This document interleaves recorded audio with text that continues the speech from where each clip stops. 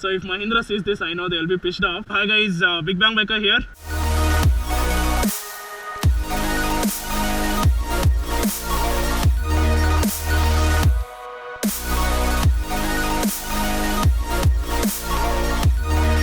I'm with Pramod today again, and I'll be riding the Dominar. So I asked him again, dude, that I want the bike in white only to review. So he has given me this. So the reason why I choose Dominar in white or Mojo in red and white or white is because they look more beefy. They get more attention in the road when compared to the black. I honestly believe Dominar in black looks like a Pulsar and Mojo in black looks like a Centuro. So with that, I would like to start this comparison where I'll give you the difference in power, the difference in feel of the bike, braking, suspension, everything, right? So let's get started. So the first main difference between Mojo and Dominar is that Dominar has a better mid-range when compared to Mojo. The low-end torque and till at least 4500 RPM or 5000 RPM, Mojo and Dominar are neck to neck. As soon as Dominar goes beyond 5000 RPM, it's very fast. The meat of the power comes in immediately and you can easily go beyond 100 kilometers per hour within 8.2, 8.3 seconds. Mojo does 0 to 100 in around 9 seconds. So there is a difference of close to 1 second there.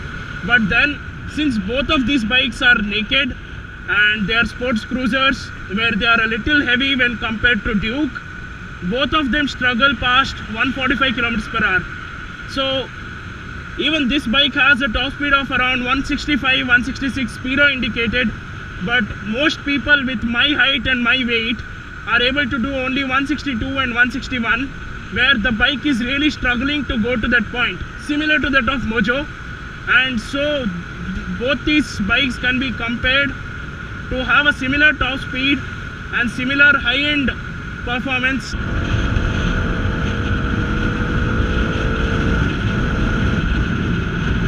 The front brake on this bike is really good. Initially I had a complaint saying that, you know, this is having a MRF tire. I was skeptical about the grip of the tire, but then when they said there is ABS for this bike, you don't really have to worry. Yeah, Mojo has Pirellis and they give much more superior grip than this does, but this has a safety net of ABS and you can rely on it. So there is both pros and cons with respect to the tire. So as I've told in many videos, I am 6 foot tall and I would want to grip the tank very easily with any bike that I sit in, and this bike is no exception. I don't have to really jam my legs or anything. It's very comfortable to sit. The seat is also wide and plush. So in terms of seating, yeah, this is upright, but my hands are a little low. In Mojo I sit like this, right? It's much more upright. Here I'm bent down a little. In terms of clutch, wow, this is very, very light. I can handle this within one finger, right? See this? It is so good. So the clutch is very light. The slipper clutch will come into picture only when you are downshifting actually in this bike.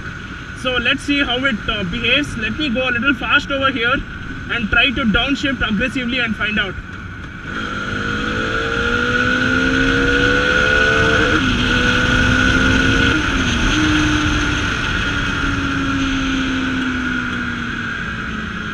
So as you saw over there, I was doing a triple digit speed and I tried to use the slipper clutch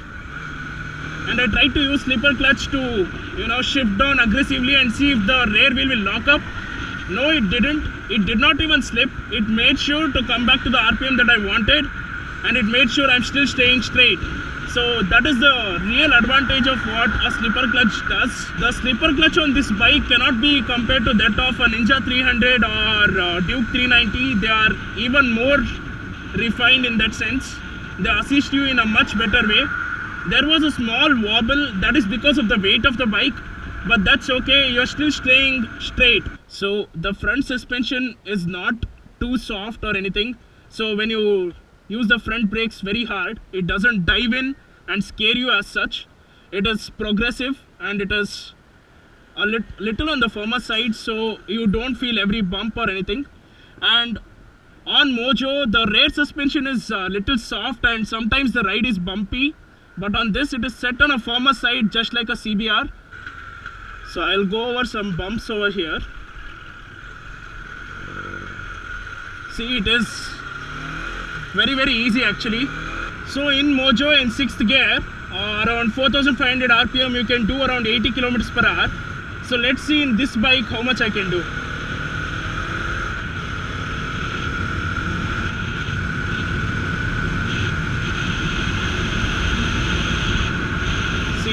So around 4500 RPM I could do around 90 kilometers per hour. That clearly indicates that the mid-range is very strong. That is where the power is. As you can see here, I'm in 6th gear.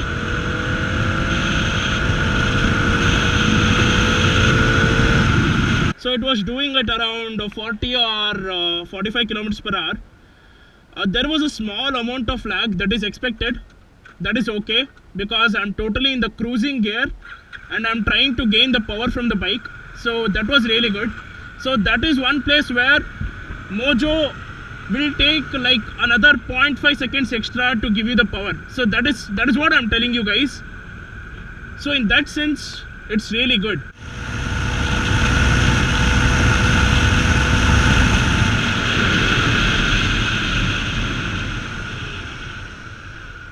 I was not trying to do a top speed test or anything. I'll do that later. I just wanted to see how the ABS works. Like, is it jerky or something? I feel the ABS is a little jerky when compared to Honda, right? Honda is fantastic when it comes to ABS. But here, it's okay. It's still comparable. And it's not like it's taking the confidence away when you're jamming on the front brake. It's really good. So yeah, so what I feel is if this bike had a Metzeler or a Pirelli, the performance could be even more better. Since they are trying to make this affordable as possible, you cannot expect too much from a company as well. They have given a lot of it already. So the other difference is like when it comes to instrument cluster is that you can see the temperature indicator for the engine in the console itself. Here, since it has split console, you can see the indicator here. So when the bike is turned on, let me show you that. When the bike is turned on, you don't really see the temperature indicator here. Obviously that's because the bike is still under 95 degrees Celsius or something, so it doesn't show that there. And the engine malfunction indicator is also here. So those things will come up only if there is issue with the bike. I'll tell you this, just because I'm riding Mojo, I cannot complain that, you know, I'm getting distracted here or confused or anything. Rather, if you are the owner of the bike, you will get used to these things much faster than I do, and you will find it comfortable to view between these things. So when you're doing things like that, you know, like moving the handle around, like trying to do too much of movement like this, the entire bike moves in a little weird way. That is one thing that I don't like about this bike. While in Mojo, it's really composed and it doesn't give you the feeling that the entire body is moving and you're in much more control of the bike. And since this is being termed as a cruiser and being put against Royal Enfield, Mojo and all these cruisers that are there in the market right now, Mojo has a 21 liter tank, Royal Enfield has a 20 liter or a 18 liter tank, but this has only 13 liters of a fuel tank, and all these extra things are fiber. So it again comes down to the consumer who wants to buy the bike. See, for me, I wanted to see a meaty bike which not only looks meaty but also feels meatier, right?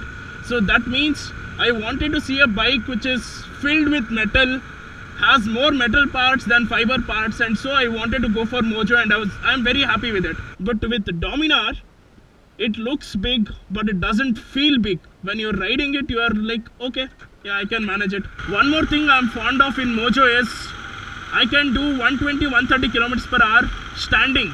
So let me try doing the same here.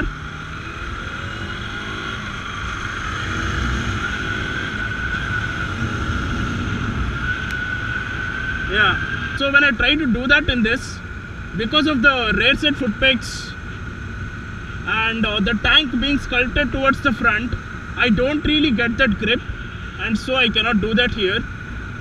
But that is not a concern for everyone. that will be like, not everyone likes to stand and ride. That is one Mojo owners are really happy with. No matter what speed you are doing, you're really comfortable standing on the bike. Let's come to the next part of the bike, that is the headlight. Man, this bike has one of the best headlight in the segment.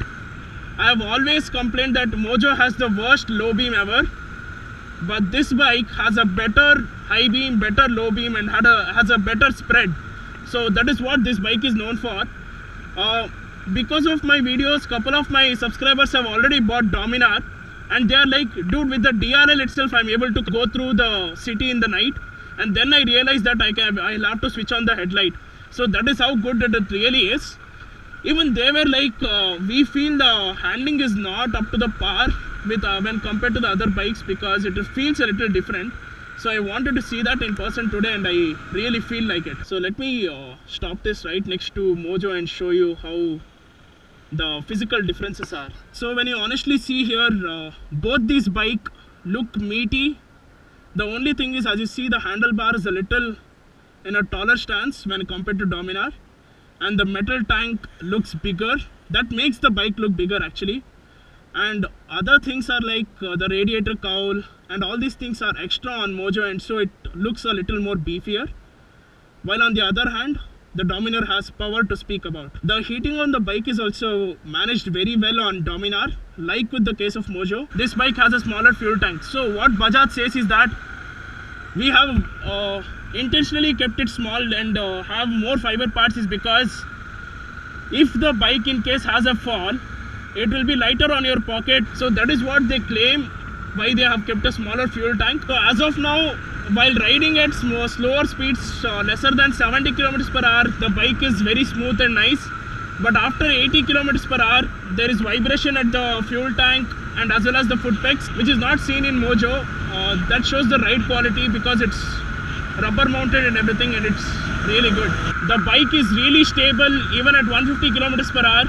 At 130 or 120 also, I did not see that it was wobbling or anything. The handlebar is really stable, but then again there is vibration at the foot pegs, at the handlebar a little, and at the fuel tank as well. But the gearbox is a little clunky and a little hard when compared to Mojo, where Mojo has a medium soft clutch, but the gearbox on Mojo is one of the smoothest. There is no vibration at the tank or at the seat or at the handlebar or anything.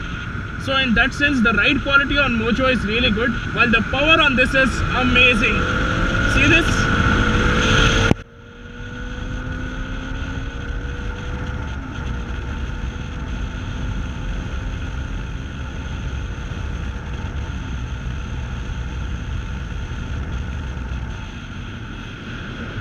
With this, since it's almost open, the wind blast is a little too high when compared to Mojo.